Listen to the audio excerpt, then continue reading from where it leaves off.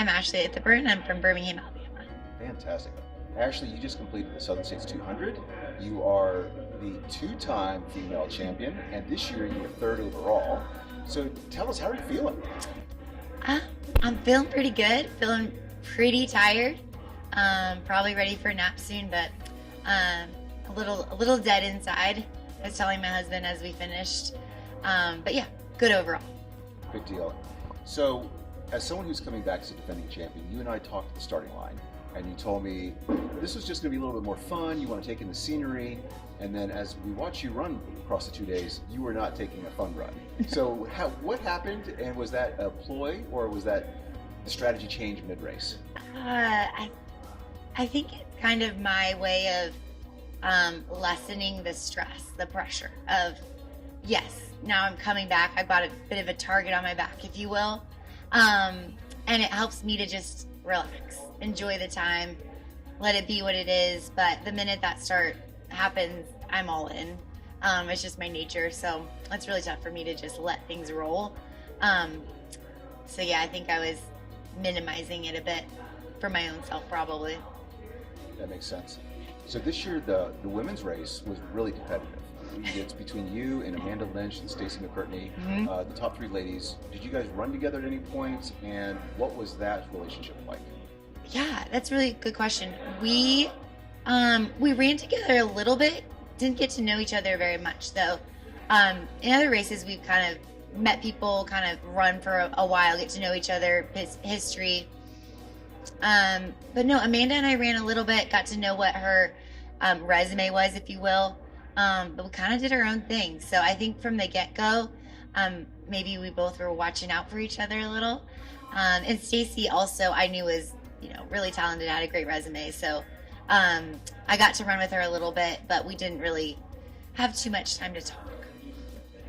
Watching the leaderboard through the night, we're trying to imagine what's happening out there. Obviously, we're not there.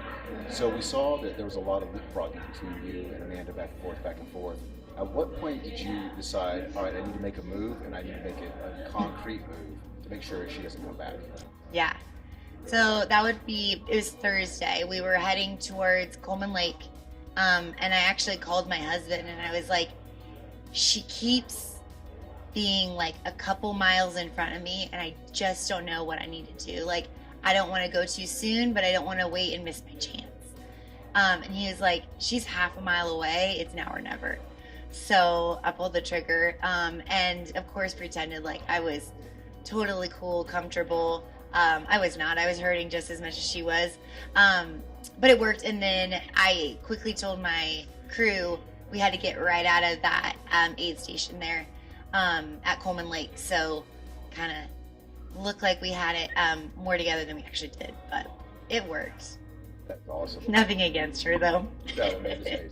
She's amazing. So as a two-time runner of Southern States, for folks who might be thinking about this race, there are not a lot of big races east of Mississippi. Right. So all of our friends out west, all the folks who are interested in the big 200 milers, what would you tell them about this race? Yeah, that's a really good question. I actually was just telling Mary Jo this as well.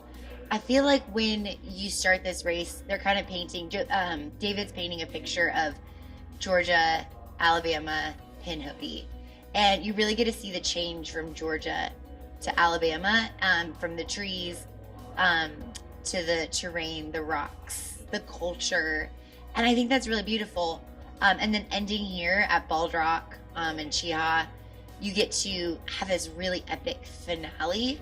And it really, unlike any other race I've done before, you really get to kind of see this big, bold ending.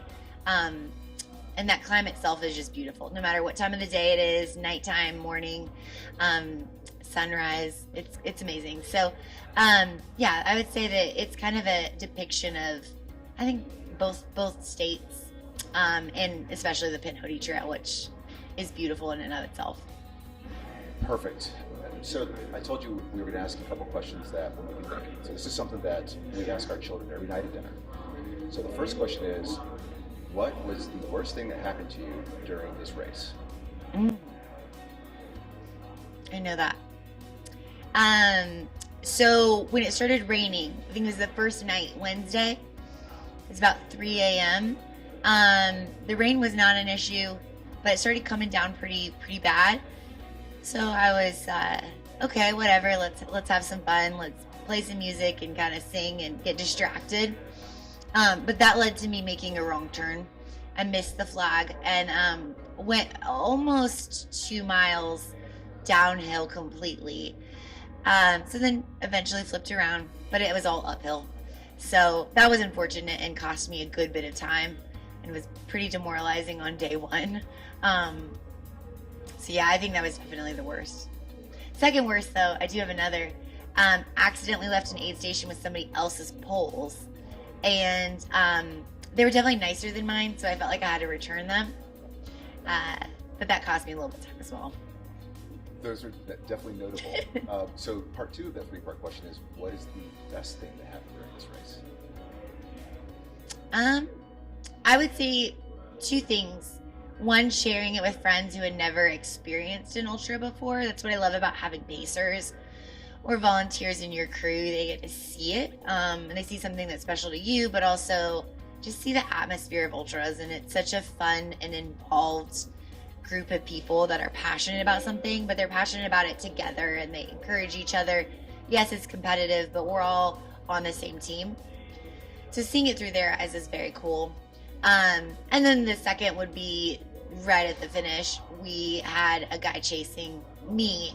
I thought we had it in the bag and I was just going to hike up Chiha, and my husband had other plans according to the trackers. So we were hauling it, and I'm pretty sure my heart rate has never been that high, but it was fun to kind of push at the very end in a way that felt more competitive than I thought it had to be. Fantastic, I love that. And then the last part of that question is, what is the memory you will take away? What's the big overarching memory you'll remember about Southern States 200, your second run? It's a good one. Think about that.